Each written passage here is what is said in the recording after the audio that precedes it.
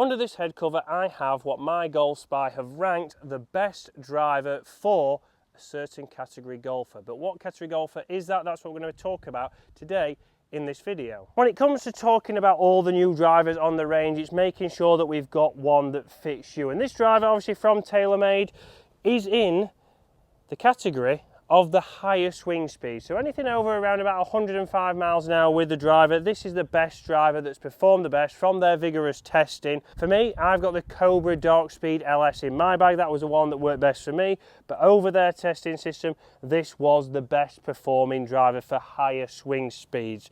So it'll be very interesting because TaylorMade, obviously this year,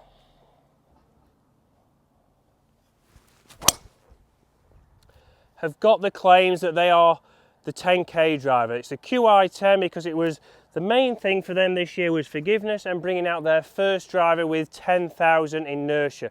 But you can see with drives like that, just why this QI10 LS driver has been so popular. Again, I hit this fantastically well. I did enjoy this driver. I just preferred the looks of the Dark Speed. Again, performance-wise and numbers-wise, this certainly did perform it. We're going to put it to the test out here at a relatively windy Amfitoro golf club in Gran Canaria and put it through its paces. Obviously, we do have a graphite blue, again, a little bit of an upcharged shaft, or it's a vintage shaft actually. It's one from many years ago, famous from Henrik Stenson, as most of you will know. But let's put it through the test here. Obviously, can we play different shots with it? It is an LS version, so is it going to be obviously a little bit down on off-centered hits? We're going to certainly see that out here today. Again, I don't have the Cobra Dark Speed LS with me, but would you like to see me test it against that when I get back home to the UK? And straight away there, off the white tees, we can see that it has gone 299 yards, or maybe even 300 yards here. Straight down the fairway, exactly what I've been seeing from this driver all week here at Amfitoro.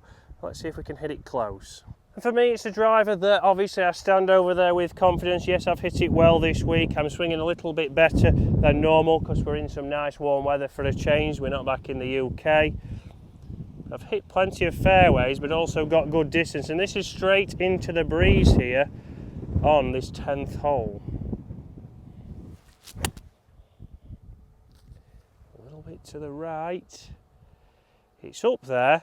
Not as good as the drive, but we've got a chance. And when you're picking your 2024 driver, you really have to think about conditions just like this. Obviously, in your fitting, it might be perfect weather, but do you have certain holes, just like here today, into the breeze, where you want a driver that you don't feel like you have to go after? You want something where you can think, well, if I swing normal, I'm going to get the right spin, I'm going to get the right launch, and I'm going to be able to hit more fairways this season.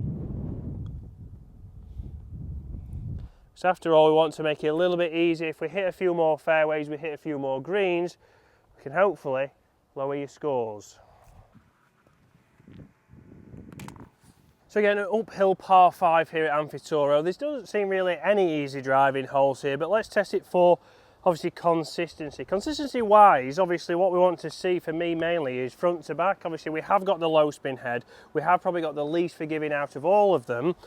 But how will it do on here? Obviously, again, I'm not going to change anything here. Just going to commit a little bit up the left-hand side.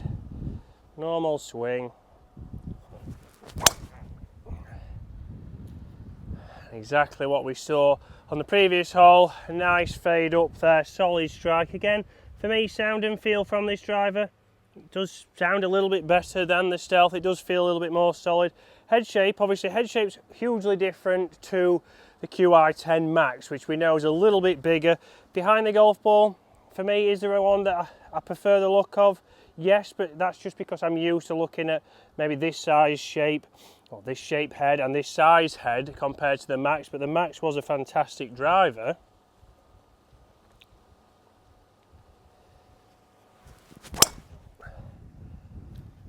Again, the same ball flight, exactly the same little fade up there.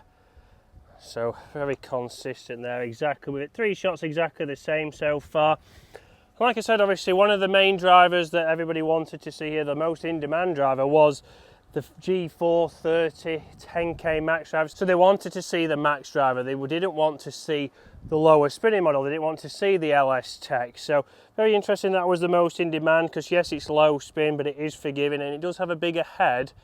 Whereas this, for high speeds, the best performing, is back to a more compact size.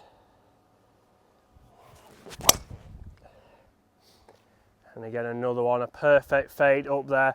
Exactly what we're expecting to see. That one's in the middle of the fairway, so let's get up there. All similar strikes, so how are they front to back? So up here we have got the one that faded the most. That was the first shot, and again, probably lost around about 5 yards to 10 yards behind that one there, and then third and final one, really good. So again, I'll have a quick look on the buggy now for distance. So very interesting there, obviously uphill into the breeze. That they have done pretty well. Again, on the buggy it's saying around about 260 yards uphill, which I would take into these conditions. Obviously the slightly more fading one has lost 10 yards. Would I be worried about that? I'm not too worried about that. That's more me than it is the club.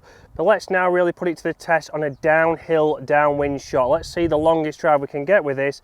After all, it is my Golf Spy's best performing for higher club speeds. But after all, this is what everybody really wants to be able to do. Can you trust it and hit it as hard as possible with this driver and get the longest drives you've ever hit? Well, let's see.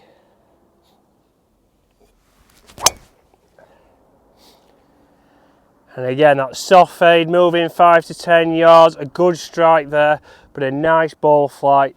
That wasn't the best struck drive. That might have been a little bit off the bottom, but it didn't overspin. It's not moved a long way to the right, but let's get down there. So we can see mine down here. Again, it's found a fairway, not the best strike there, but it is in play, and we'll see how far it's going to leave us and how far it's gone. Yes, it is downhill and downwind, but 360 yards from the tee leaves us 200 yards into this par 5. So let's see what we can finish up with here. But for me, a fantastic driver so far, feeling great. I've enjoyed it this week. I haven't had the Cobra with me, so when we get back, do you want to see me put it up against the LS, the dark speed that is, and see which comes out on top? Well, I've not managed to hit that as well as the driver. Chip and a putt. And as the hurricane winds pick up here in Gran Canaria, again, I've just checked that list and the Cobra LS is not even in the top 10. So it'll be very interesting. For me, it was the best driver I've tested so far this year. But the QI10 LS is right up there at the top of the leaderboard. So we'll certainly put those to the test.